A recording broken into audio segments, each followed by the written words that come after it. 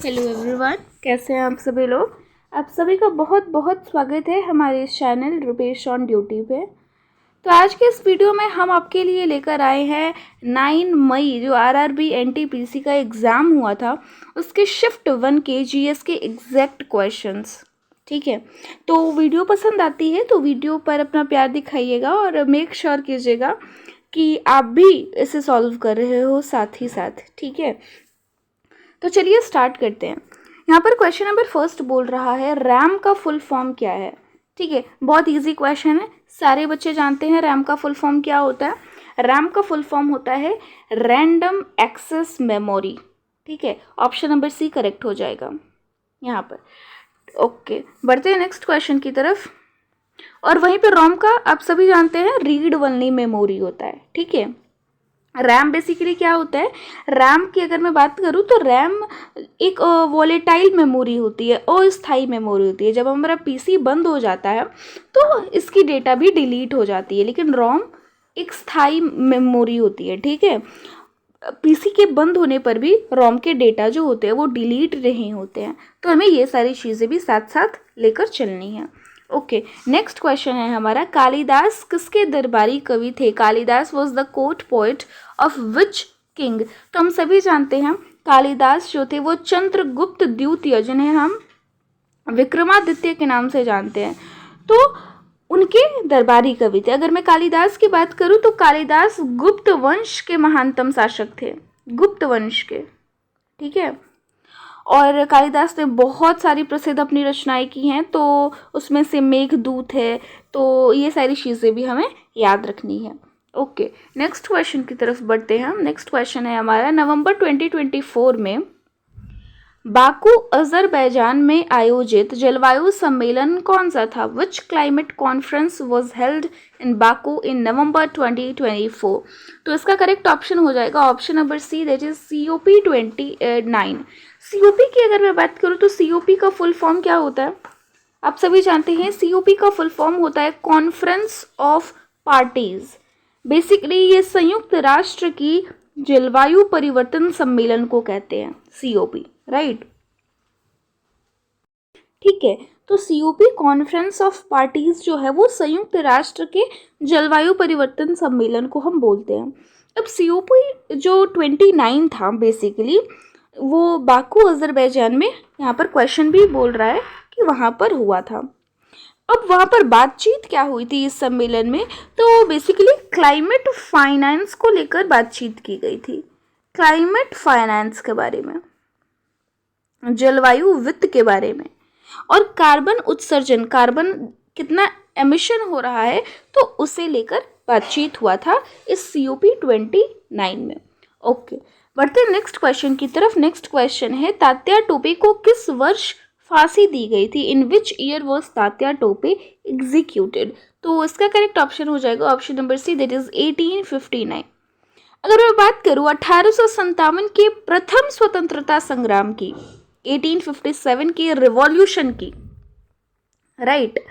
तो ये जो 1857 का रिवॉल्यूशन था, प्रथम स्वतंत्रता संग्राम था, उसके प्रमुख नेता थे हमारे तात्या टोपे, सभी जानते हैं इनके बारे में। और इनको 18 अप्रैल 1859 को फांसी की सजा दी गई थी। ठीक है, और इनका वास्तविक नाम जो था वो रामचंद्र पांडुरंग था। तो वास्तविक नाम से भी क्वेश्चन आ जाते हैं, तो हमें पता नहीं होता है कि वो एक्चुअली में तात्या टोपे थे, तो हमें ये सारी चीज़ें भी याद रखनी है। ओके, बढ़ते हैं नेक्स्ट क्वेश्चन की तरफ। नेक्स्ट क्वेश्चन है भारत का कौन सा द्वीप समूह प्रवाल भित्तियों, जैसे हम कोरल रिफ्स बोलते हैं, उससे बना है। Which island group of India is made of coral reefs. So option की बात करें तो ऑप्शन है Andaman Nicobar, Lakshadweep, Daman and Diu and none of these.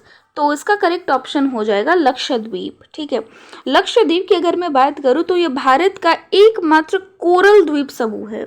ठीक है, वनली ऐसा आइसलैंड है जहाँ पर आपको कोरल्स देखने को मिलते हैं। यह अरब सागर में स्थित है, अरेबियन सी जो है अरेबियन सी में प्रेजेंट है ये बेसिकली। ठीक है, और प्रवाल भित्ति कोरल रीफ से निर्मित है। तो हमें ये सारी चीज़ें याद रखनी है। ओके, नेक्स्ट क्वेश्चन की तरफ बढ़ते हैं। नेक्स्ट क्वेश्चन यहाँ पर बोल रहा है, भारतीय संविधान के किस अनुच्छेद के तहत आपातकाल में भी आर्टिकल 20 और आर्टिकल 21 निलंबित नहीं होते हैं? Under which articles are Article 20 and Article 21 not suspended during an emergency? तो हम सभी जानते हैं आर्टिकल 359 इसका करेक्ट ऑप्शन हो जाएगा, means option number C. Okay, अब थोड़ी इसके बारे में हम जानते हैं। तो हमारा जो 44th कॉन्स्टिट्यूशनल अमेंडमेंट था, जो कि कब हुआ था, 1978 में। तो इसके बाद से 44th कॉन्स्टिट्यूशनल अमेंडमेंट के बाद से इमरजेंसी के दौरान भी आर्टिकल 20 क्या बोलता है, दोष सिद्धि संबंधी संरक्षण, और आर्टिकल 21 जिसमें है जीवन एवं व्यक्तिगत स्वतंत्रता का अधिकार। ठीक है, तो 44th कॉन्स्टिट्यूशनल अमेंडमेंट के बाद ही ये अनुच्छेद 20 और अनुच्छेद 21 निलंबित नहीं किए जा सकते। उसके पहले हो जा रहे थे, बट अब 44वें संविधान संशोधन 1978 के बाद से अब निलंबित नहीं किए जा सकते। तो उसका करेक्ट ऑप्शन क्या हो जाएगा, ऑप्शन नंबर सी। ओके, बढ़ते हैं नेक्स्ट क्वेश्चन की तरफ। नेक्स्ट क्वेश्चन है, नारी शक्ति वंदन अधिनियम किस संविधान संशोधन से संबंधित है? नारी शक्ति वंदन अधिनियम is related to which constitutional amendment? तो हम सभी जानते हैं, ये तो बहुत इधर ज़्यादा हाईलाइटेड था। ठीक है, तो ये 106th कॉन्स्टिट्यूशनल अमेंडमेंट है। बेसिकली नारी शक्ति वंदन अधिनियम 2023 को, ठीक है, 106वें संविधान संशोधन के रूप में पारित किया गया था, जिसके तहत लोकसभा और राज्यसभा, ठीक है, लोकसभा और राज्यसभा नहीं, यहाँ पर गलत हो जाएगा, राज्य की विधानसभा, लेजिस्लेटिव असेंबली। ठीक है, तो याद रखना है कि इसके तहत जो है वो लोकसभा और लेजिस्लेटिव असेंबली, जो राज्यों की विधानसभा होती है, वो राज्यसभा नहीं है। यहाँ पर हमें याद रखना है, राज्यसभा नहीं है यहाँ पे। ठीक है, तो इसके तहत लोकसभा और राज्य की विधानसभाओं में फीमेल के लिए, महिलाओं के लिए 33% आरक्षण का प्रावधान किया गया था। ठीक है, तो हमें ये सारी चीज़ें याद रखनी है। ओके, नेक्स्ट क्वेश्चन की तरफ बढ़ते हैं। नेक्स्ट क्वेश्चन है, सिंधु घाटी सभ्यता में नर्तकी की मूर्ति के लिए किस तकनीक का प्रयोग हुआ है? Which technique was used for the bronze dancing girl statue in Indus Valley civilisation? तो इसका करेक्ट ऑप्शन हो जाएगा option number B, that is लुप्त मोम तकनीक, लॉस्ट वैक्स कास्टिंग। अब इसके बारे में अगर हम बात करें तो सिंधु घाटी सभ्यता जो है उसकी प्रसिद्ध ये कांस्य नर्तकी की मूर्ति लॉस्ट वैक्स कास्टिंग है। ठीक है, जो कि लॉस्ट वैक्स कास्टिंग टेक्निक से बनाई गई थी। तो इसमें पहले मोम की आकृति बनाई जाती है। फर्स्ट ऑफ ऑल मोम की शेप की आकृति बनाते हैं और उसे मिट्टी से ढककर गर्म करते हैं। ठीक है, और खाली स्थान में पिघली धातु हम डाल देते हैं। तो बेसिकली यही होती है लुप्त मोम तकनीक। ठीक है, ओके, नेक्स्ट क्वेश्चन की तरफ बढ़ते हैं। नेक्स्ट क्वेश्चन यहाँ पर है, महात्मा गांधी ने किस घटना के बाद असहयोग आंदोलन वापस ले लिया था? After which incident did Mahatma Gandhi withdraw the non cooperation movement? देख लो, जितने भी मूवमेंट हैं, ठीक है, उससे क्वेश्चन लगातार पूछे जा रहे हैं। हमने पिछले 2 शिफ्ट में भी देखा है, 7 मई वाले और 8 मई वाले। ठीक है, तो मूवमेंट हमें पढ़ लेना है, एकदम अच्छे से रिवीजन कर लेना है। तो यहाँ पर ऑप्शन है आपका जालियांवाला बाग हत्याकांड, चौरी चौरा, काकोरी कांड और दांडी मार्च। तो इसका करेक्ट ऑप्शन हो जाएगा चौरी चौरा इंसिडेंट। ओके, और ये कब हुआ था चौरी चौरा इंसिडेंट? 1922 में हुआ था, हम सभी जानते हैं।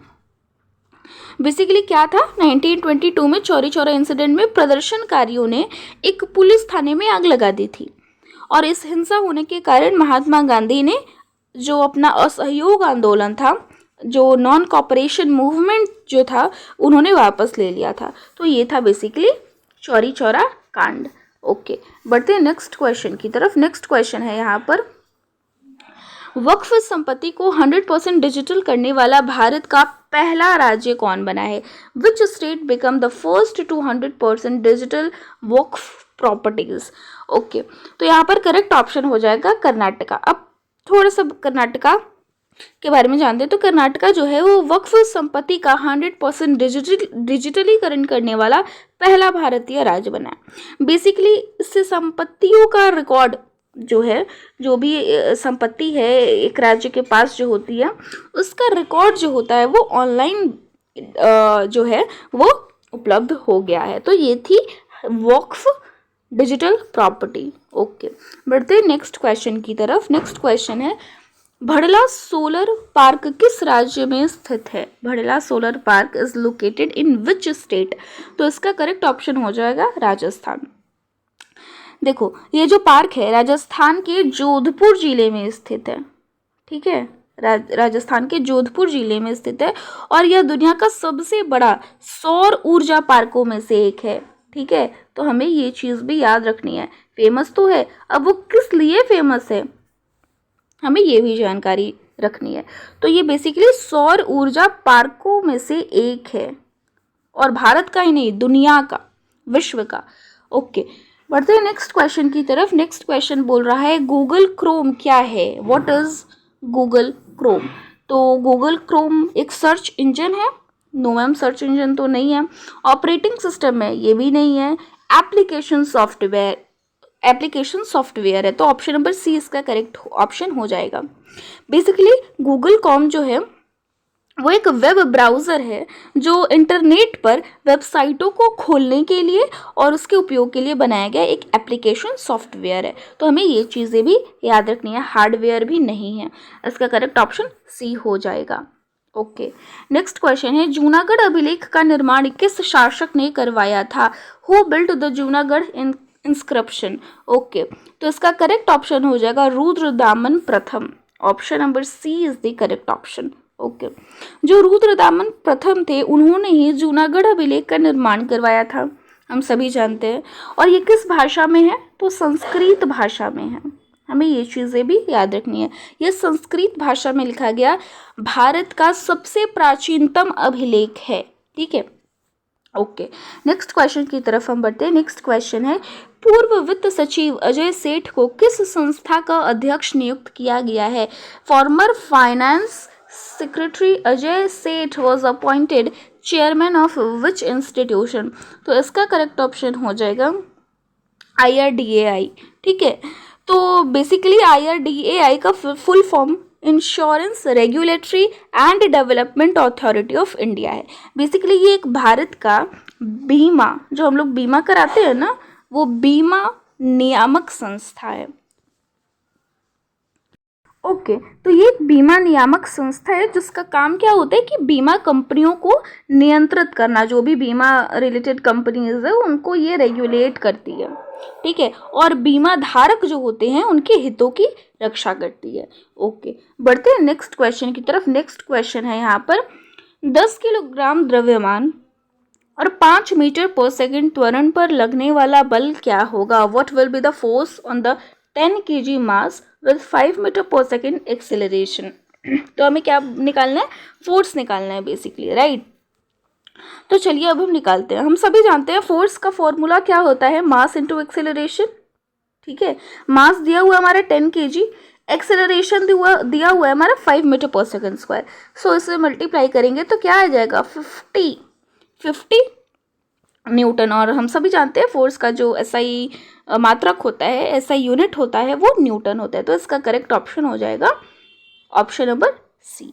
तो ये भी आप देखो कि फिजिक्स में डायरेक्ट फॉर्मूला से न्यूमेरिकल था, तो हमें ये सारी चीज़ें ध्यान रखनी है। फिजिक्स के सारे फॉर्मूलाज कर लेने हैं। अभी तो आप लोगों के 13 तारीख वालों का, जिसका 13 जून को एग्जाम है, उसका सेट इंटीमेशन भी आ गया है। तो अब हमें जो एक्चुअल में जो 7, 8, 9 तारीख को कैसे क्वेश्चन पूछे गए उससे रिलेटेड हमें चीज़ें करनी है। ठीक है, कोई भी एक्स्ट्रा चीज़, न्यू चीज़ हमें नहीं पढ़ना है। जो हम पढ़ चुके हैं बस उसे ही रिवाइज करना है। ठीक है, तो इसमें तो 30 क्वेश्चन है।